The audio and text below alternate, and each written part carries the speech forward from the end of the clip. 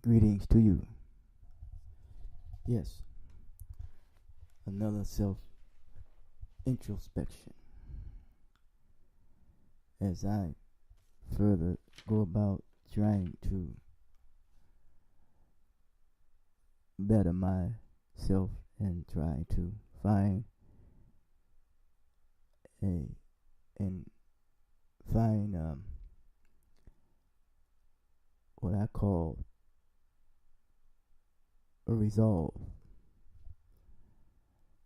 If anything, I realize that what is needed is, or to be strengthened, is to have some resolve, and some will call it character resolve. Yes, and character is the outgrowth of one's humanity. In my thinking and in my studying of myself and about myself, and information that I come across, when I think of information, I think of being in formation. You see, yes. Was looking or reading, looking at a sister and had read her book, not in its entirely. That's just for the sake of honesty. She was in her presentation that she was talking about, relationships. A man's relationship with his children is predicated on the relationship with his mother, with his child. And children are. I've learned that children are the extension of their parents' social relationships. Yes, and I realized that planet Earth is a sociological structure. And that relationship, how well they determines how well they get along with each other, and the amount of time that is being spent with the child. And if that relationship with the mother is not good, more than likely it's going to create a rift. Yes. And that's not the innuendo of it all. Yes.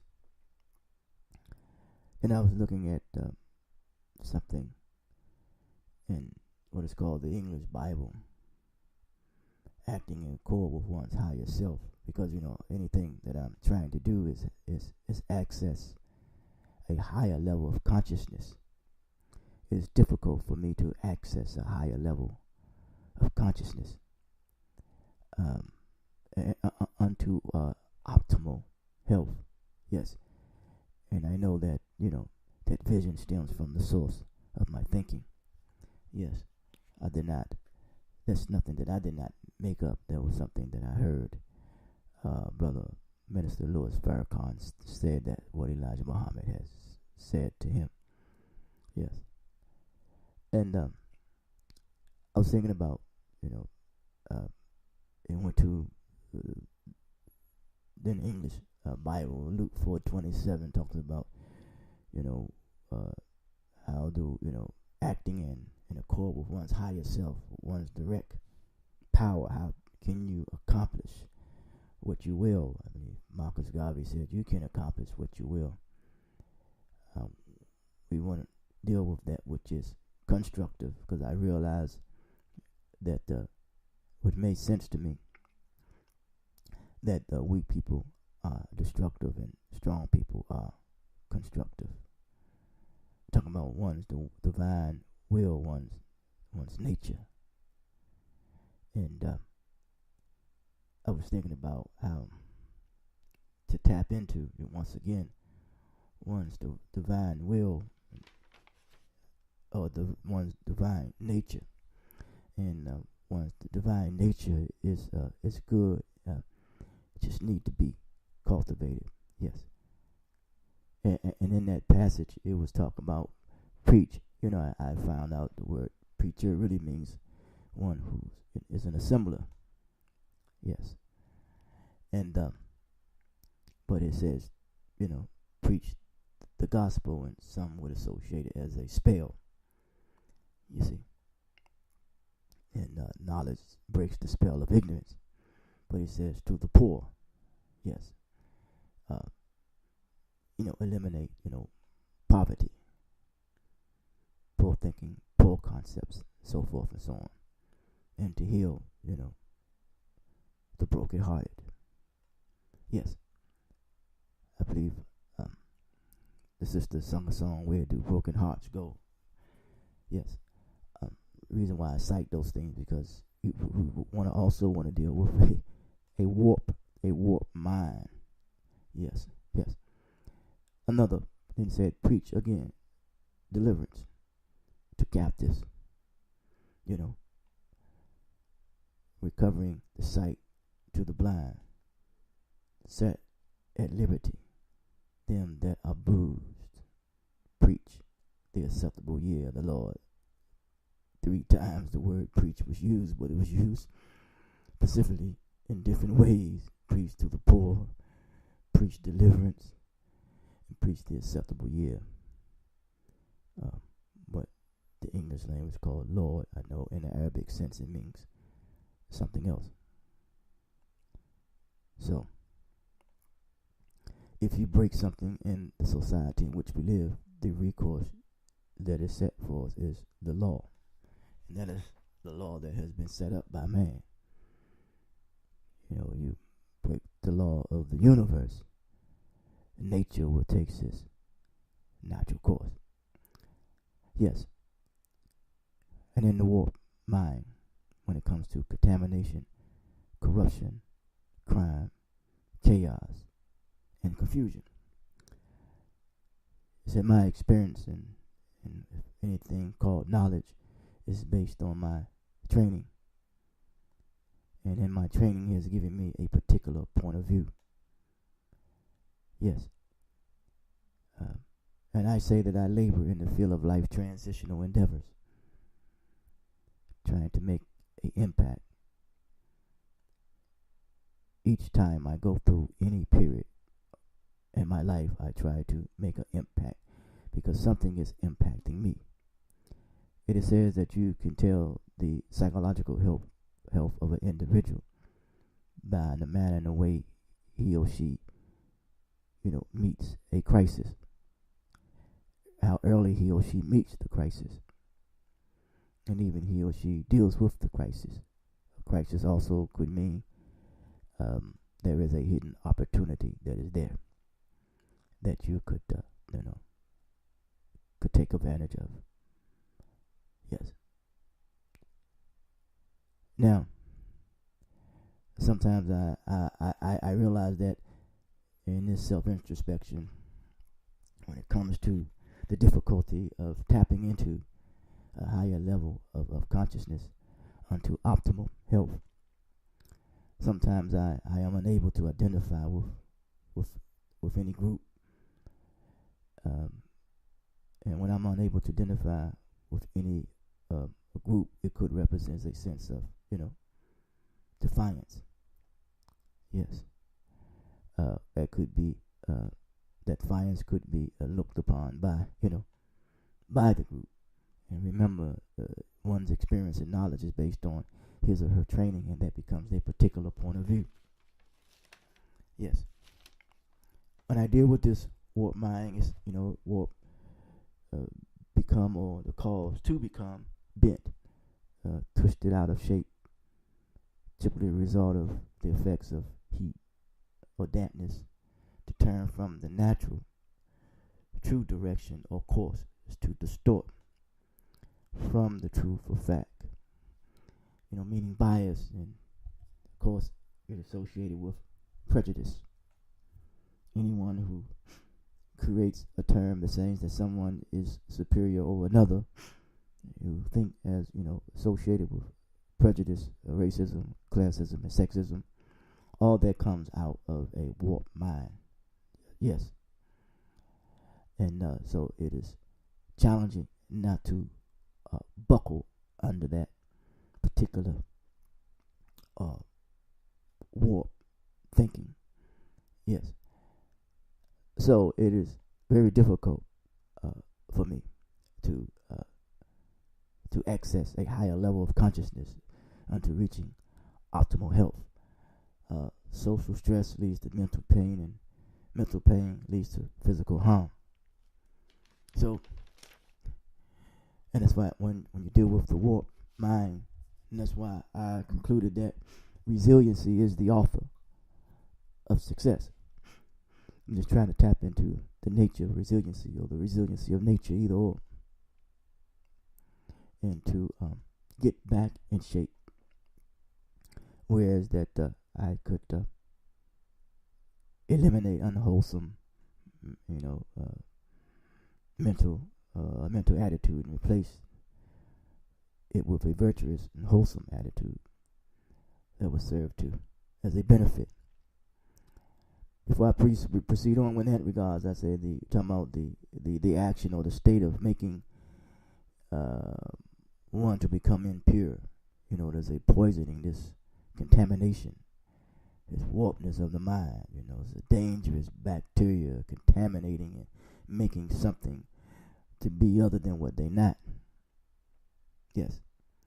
Maybe it deals with the Kruger effect in regards to, one thinking that he or she knows this, and really they don't know what they're really talking about. Yes. And some think some may not know, but yet they do know. And how do we bring closure to that when many are suffering from cognitive dissonance? Yes.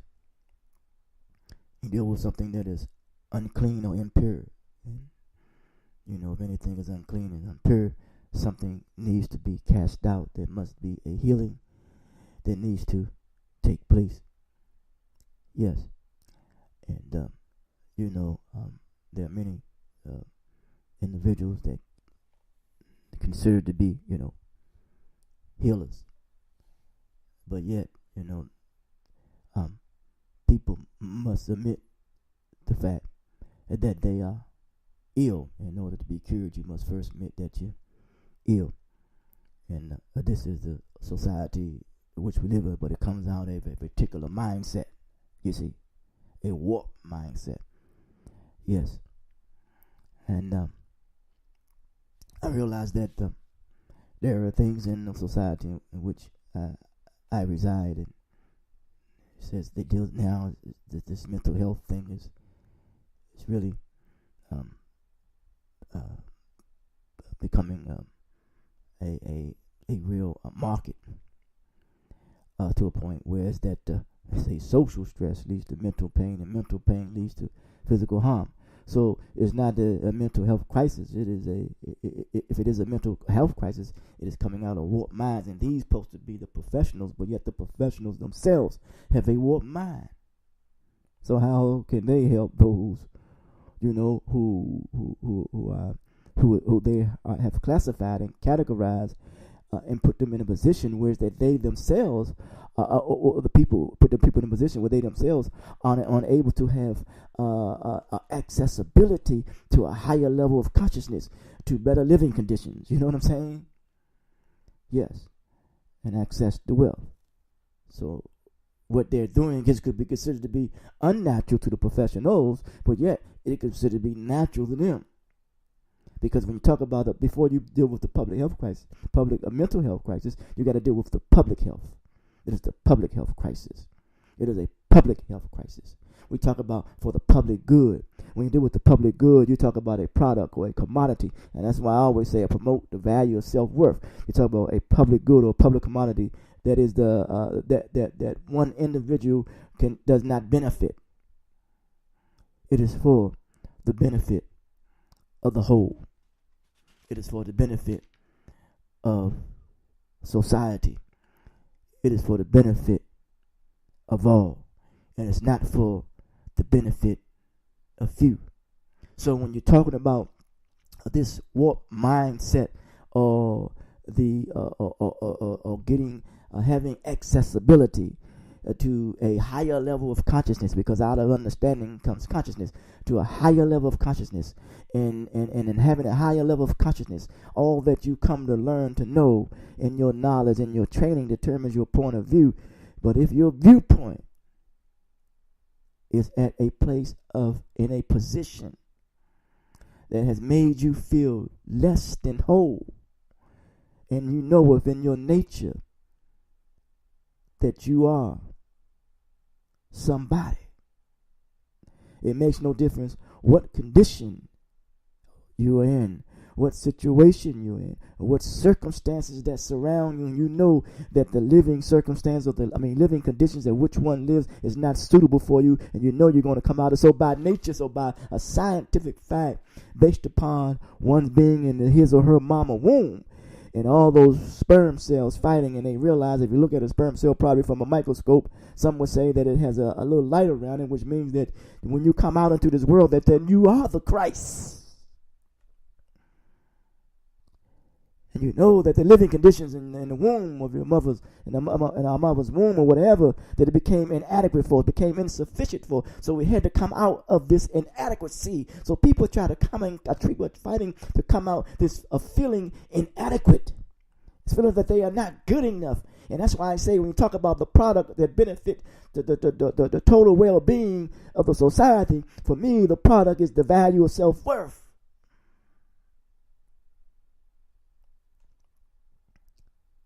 And we realize this here